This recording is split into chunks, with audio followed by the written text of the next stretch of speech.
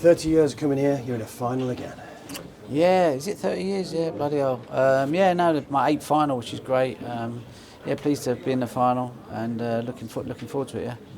How will you feel when you walk out tomorrow afternoon? Yeah, I'm just going to try and it's difficult to enjoy this tournament because it's such a long, drawn-out affair. You play a lot of 3 sessions, 4 session, 3-day matches. It's sort of like sometimes you just want to get to the end, but with this tournament it's not like that. You kind of have to sleep on stuff and play the next day, and and it's hard to sort of it's a bit like Test cricket, I suppose, in some ways. It's sort of like you just go in for days and days, so yeah, it's a tough tournament for me because I prefer to kind of get it over and done with a bit quicker.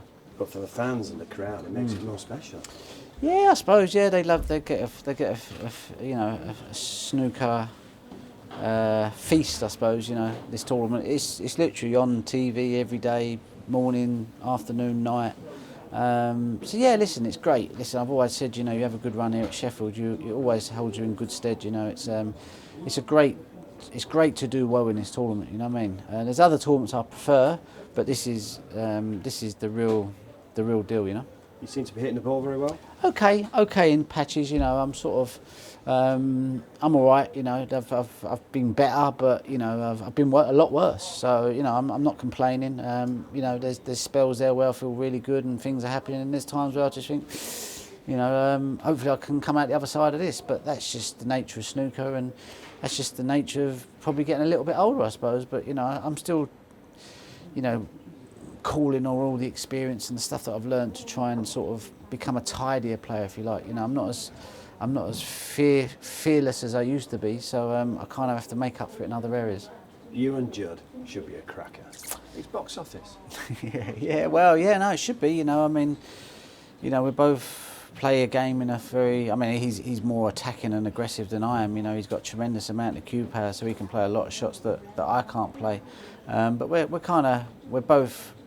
we both go for our shots, and we both go to win the game in one visit. I think that's where we're kind of very similar. He wants to win frames in one visit. I want to win frames in one visit, and sometimes we'll have to pull shots out the bag just to keep the break going, where other players might bail out and play a bit of safety.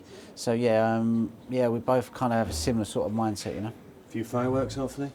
Well, yeah, hopefully we can both go out there and play well. If we can both play to like 70, 75, 80% of our game, it'll be an amazing game, But yeah, just good to be in the final. 2 more days now, so just going to enjoy it and just see what's left in the tank.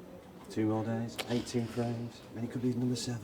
Yeah, listen, I always said I've never focused on titles and what I've won, what I haven't won. It's just more experiences and enjoying it and stuff like that. For me, it's as long as I can enjoy everything I do with the snooker and the snooker world now, that's more important.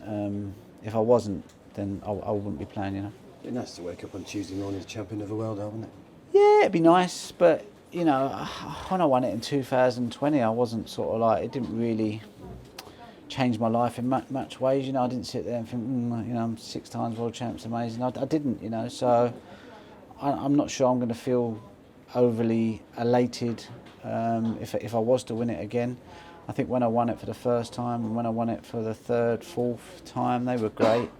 But then the others after that, I think you just kind of, when you've done something so often and won it as many times as I have, you kind of get a little bit less excited by it. But it's still nice to have. I'm not going to sit here and diss it. But yeah. Well, 7 sounds better, doesn't it? Good luck. 7 sounds better. Yeah. Cool. Thank you. Cheers. Nice one. Thank you. Good luck, mate. Cheers, mate.